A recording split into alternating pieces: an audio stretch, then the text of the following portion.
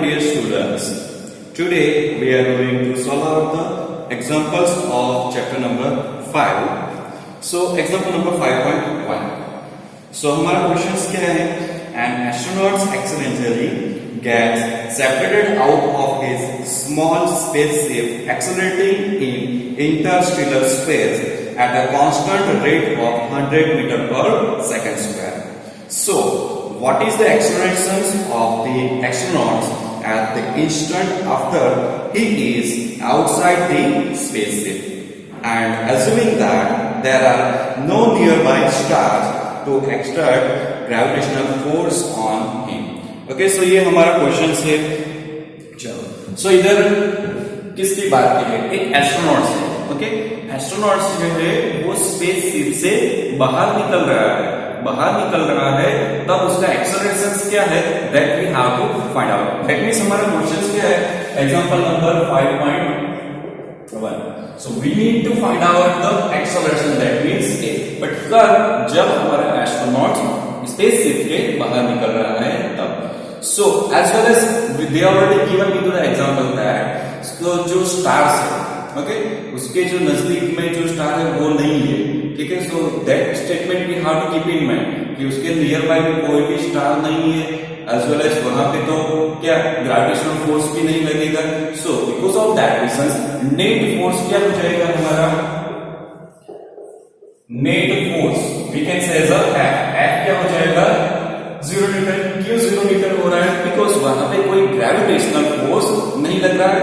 So net force 0 हो रहा है, तो हमारा एक्सेलरेशन क्या होगा?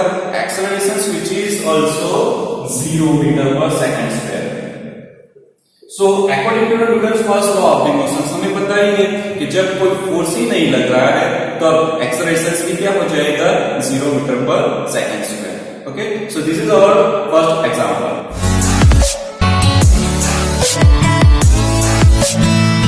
Example number 5.2. A bullet of mass 0.04 kg moving with a speed of 90 meter per second enters a heavy wooden block and it is stopped after a distance of 60 centimeter. So what is the average resistive force exerted by the block on the bullet? Okay, so how to solve out this problem? So इधर हमें किसकी बात करनी है? एक bullet है and एक wooden block है.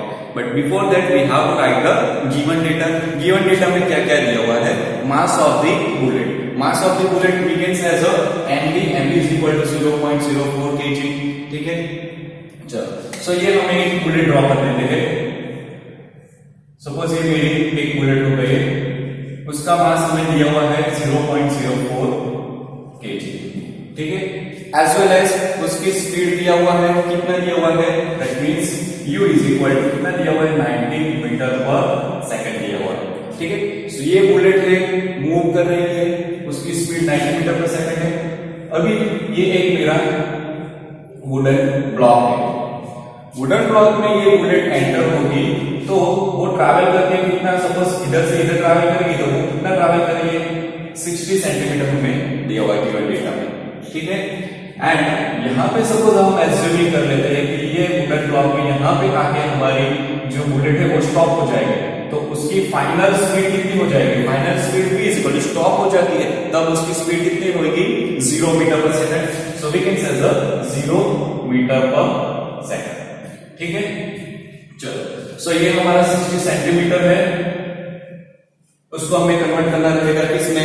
मीटर में कन्वर्ट करना रहेगा. चलो, सो ये डेटा है, गिवन डेटा है, यानी कि ये बुलेट है, ये ब्लॉक में एंटर होगी वुडन ब्लॉक में, तब हमें फाइंड आउट करना है resistive force, that we have to find out. तो देखो इधर u हमने लिख दिया हुआ है 90 मीटर पर second. Initial speed we can say v, that means that is our final speed. Wooden block में चला जाएगा तो उसकी स्पीड कितनी हो जाएगी? Final v is equal to 0 metre पर second. Final we can say. Now distance कितना ट्रैवल कर रही है? वुडन ब्लॉक में जाके 60 सेंटीमीटर ट्रैवल कर रही है. सो 60 सेंटीमीटर को मीटर में कन्वर्ट करने के लिए हमें क्या करना रहेगा?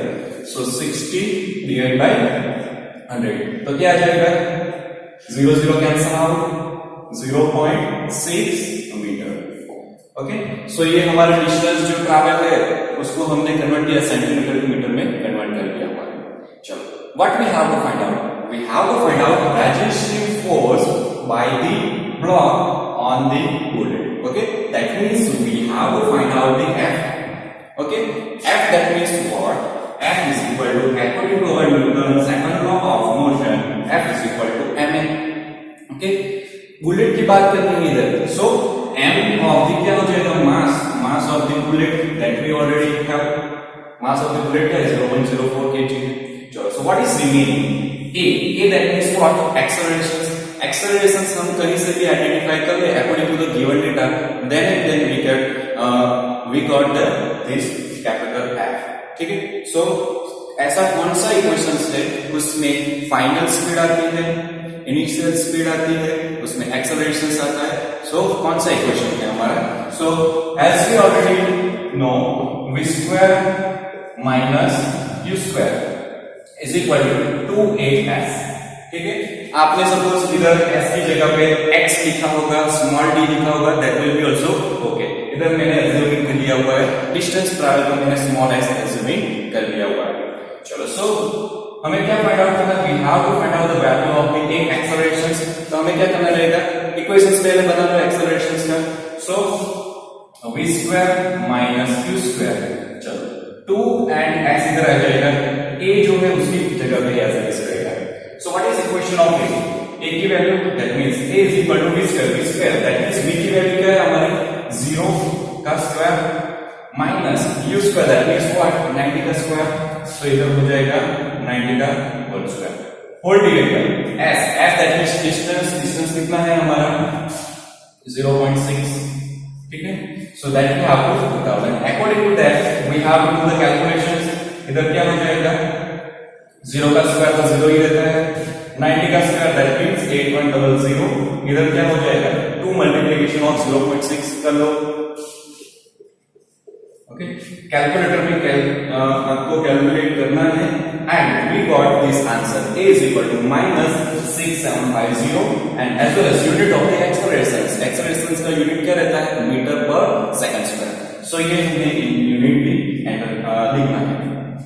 चलो, acceleration मिल गया, that is what we can say. What about the retardation? So the retardation which is इधर माइनस है, the retardation क्या हो जाएगा? प्लस, that means 6750 मीटर पर सेकंड स्क्वायर। So ये हमारा retardation हो गया। But what we have to find out? We have to find out the resistive force. Okay, we can say the retardation force. So according to the second law of the Newton, okay, so हमारे पास equations क्या है? F is equal to the ma। So ये मैंने equations लिखा हुआ है, ma that means mass of the bullet। mass of the bullet तो भी ऑलरेडी आप क्या है? 0.04, तो वो लिख देना है 0.04। एक्सेलरेशन की क्या वैल्यू आई? एक्सेलरेशन की जो हमारी वैल्यू आई that will be equal to 6750, वो हमें पुट आउट करना है, and based on that calculator में कैलकुलेट करना है, and we got this answer. F is equal to क्या आ जाएगा? 270 न्यूटन।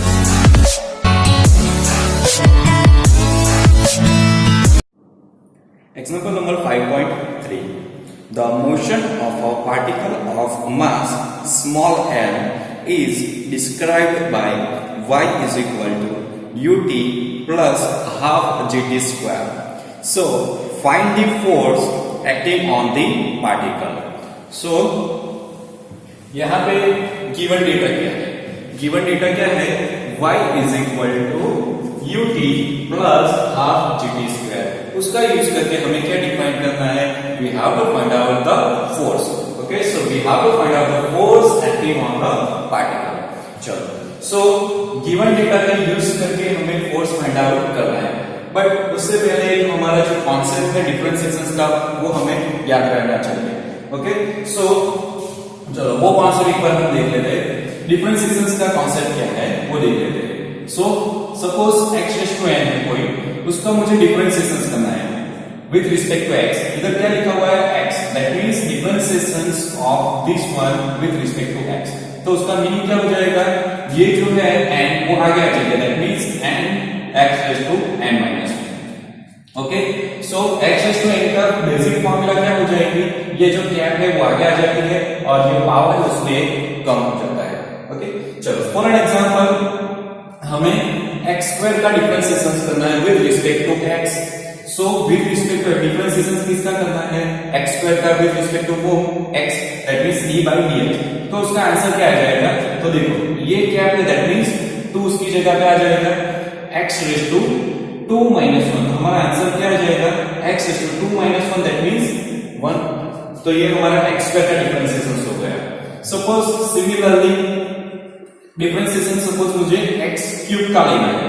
सो x क्यूब का डिफरेंशिएशन क्या हो जाएगा, ये क्या है वो आगे आ जाएगी इनटू x रेज़ टू 1 कम करना है हमें according to this basic formula, तो क्या हो जाएगा 3x स्क्वायर। ओके, सो ये हमारा डिफरेंशिएशन का जो बेसिक कॉन्सेप्ट है वो हमें कीप इन माइंड रखना है, वो हमें नोट्स में साइड पे लिख के देना है, that will be helpful for us. Okay, साथ साथ में सपोज x का मुझे डिफरेंशिएशन करना है, x का डिफरेंशिएशन क्या हो जाएगा, x का डिफरेंशिएशन सपोज हम ये फार्मूला से ही समझे तो क्या हो जाएगा, ये क्या है यानी उसकी पावर क्या है 1 है, तो 1 आगे हो जाएगा x raise to 1 - 1। So 1 x raise to 1 - 1 that means 0। कभी किसी को भी पावर 0 होगा तो उसका आंसर क्या आएगा, 1 तो आएगा into x raise to 1 that means 1, that means 1। So what you have to remember, you have to remember that x का डिफरेंशिएशन क्या होता है 1। ओके, सो ये जो बेसिक कांसेप्ट है that we have to keep in mind for the differentiation. तो इधर भी हमारा जो एग्जांपल 5.3 है उसमें यही कॉन्सेप्ट हमें यूज करना है। चलो, तो इधर क्या दिया हुआ है, y दिया हुआ है and as well as ut plus half z square, that means ये जो गिवन डेटा है, गिवन इक्वेशन है, उसका हमें क्या करना है, डिफरेंशिएशन करना है, differentiation with respect to t, that means what, time. चलो, so what we have to do, we have to take differentiation with respect to whom, with respect to the t. So what we can say, dy by dt. What we have to write, dy by dt. So which is equal to d by dt. Inside the bracket क्या हो जाएगा, ut plus half gt square. Okay, यानी कि ये equation है उसका हमें क्या करना है, differentiation. But as we know that, as we discussed in the previous chapter, dy by dt, which is nothing but the begins as a v is equal to dy by dt. चलो, now हमें क्या करना है, इसका differentiation करना है as well as इसका भी डिफरेंशिएशन हमें करना है। So चलो एक स्टेप और लिख देते हैं, dy by dt। इधर क्या है, इसका करें suppose u of t plus d by dt, inside the bracket क्या हो जाएगा 1/2 g जो है एज इट इज और ये एज इट इज। चलो, सो u उसको हम कॉमन ले सकते हैं, वो तो जो होगा वही रहेगा।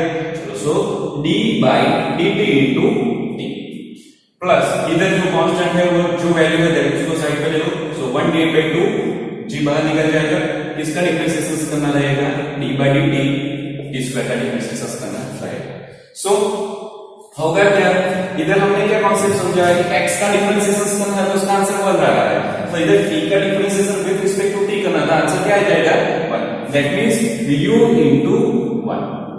ओके, सो dt by dt दैट means 1 plus 1/2 as it is है, g एज इट इज है। चलो, अभी हमने जो कॉन्सेप्ट लर्न किया हुआ है x स्क्वायर का डिफरेंशिएशन क्या होता है 2x, तो सिमिलरली x की जगह पे इधर क्या है t स्क्वायर है, तो t स्क्वायर का डिफरेंशिएशन क्या होता है 2t। ओके, सो ये 2 तो कैंसिल हो जाएगा, सो हमारा वैल्यू क्या आ जाएगी u प्लस इधर क्या हो जाएगा हाफ इनटू g, सॉरी 2 तो कैंसिल हो जाएगा, तो हमारा equation shortly remaining is what u plus gt। सो ये हमारा इसकी वैल्यू है, v की वैल्यू है। अभी ये क्यों क्या करना है, फिर से हमें डिफरेंशिएट करना है। सो ये सपोज हमारा इक्वेशन नंबर 1 है। इक्वेशन नंबर 1 का once again we have to take a differentiation with respect to the t। सो इधर क्या हो जाएगा, we have to take differentiation of equation 1 with respect to t, that means क्या हो जाएगा, देखो v की वैल्यू है, that means what we can say dv by dt, dv by dt इधर एक बार इक्वेशन लिख दो, कौन सा इक्वेशन है? Equation number 1 that means u plus gt। सो हम इधर लिख देते हैं u प्लस gt, ठीक है। चलो, so as we also know that dv by dt we can say as a that means what? Accelerations। so a इसकी जगह पे हम क्या लिख सकते हैं? dv by dt that will be is equal to acceleration। so a is equal to dv by dt is equal to, चलो u का डिफरेंशिएशन क्या होता है? नाउ कोई भी कांस्टेंट टर्म होता है उसका डिफरेंशिएशन क्या हो जाएगा? जीरो। u दैट मींस उसकी कुछ ना कुछ वैल्यू होगी। सपोज वी कैन से अगर स्पीड है तो सपोज 100 मीटर पर सेकंड है, जो भी है। सो कोई भी कांस्टेंट इधर we have at differentiation of any constant term, उसका आंसर क्या हो जाएगा? जीरो। सो यहां पे du by dt plus d by dt और किसका करना है? gt। सो ये तो u जो है वो तो कांस्टेंट कुछ ना कुछ वैल्यू थी, तो कांस्टेंट का जो डिफरेंशिएशन होता है वो क्या होता है? जीरो होता है। सो ये मैंने जीरो लिख दिया हुआ है। चलो g की जो वैल्यू है वो हमें ले लेना है कॉमन। सो इधर क्या हो जाएगा? dt by dt and as we know that zero तो जीरो ही है, g एज इट इज है एंड dt by dt का क्या हो जाता है? 1। सो क्या है इधर हमारा conclusion? a is equal to the g, ठीक है। सो ये हमारा इक्वेशन आ जाएगा। So but still what we have to find out? We have to find out the force. सो फोर्स के बारे में तो मुझे पता ही है, F is equal to क्या हो जाएगा? m। ओके, बट a की वैल्यू क्या आ रही है? a की वैल्यू आ रही है, सो यहां पे a की वैल्यू हमें रिप्लेस करनी है g। So F that will be is equal to the m into g। Okay, so this is all about the differentiation का कॉन्सेप्ट हमने समझा, उसका यूज करके how we can find out the force.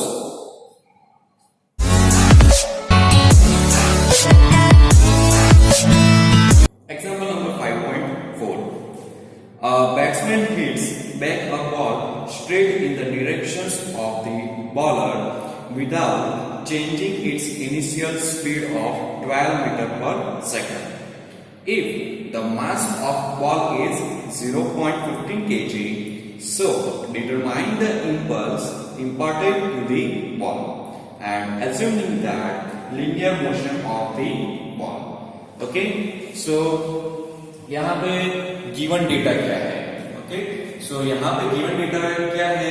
u which are the given as well as the mass of the ball which is also given। चलो, सो हम given data को पहले लिख देते हैं। Given data that is equal to u that means 12 meter per second। we can say as the initial speed। सो वो क्या है? initial speed 12 meter per second। चलो, देन आफ्टर बॉल जो है बॉलर थ्रो करता है, बैट्समैन हिट करता है। ओके, सो इधर क्या हमें कंसीडरेशन करना है? ये 12 मीटर पर सेकंड है, तो हिट करने के बाद कितना सपोज हो रही है इसकी स्पीड? -12 मीटर पर second. So we can say the final, ठीक है। सो ये हमारी फाइनल स्पीड हो गई। What we need to find out? We need to find out the impulse. अभी ये इंपल्स क्या है?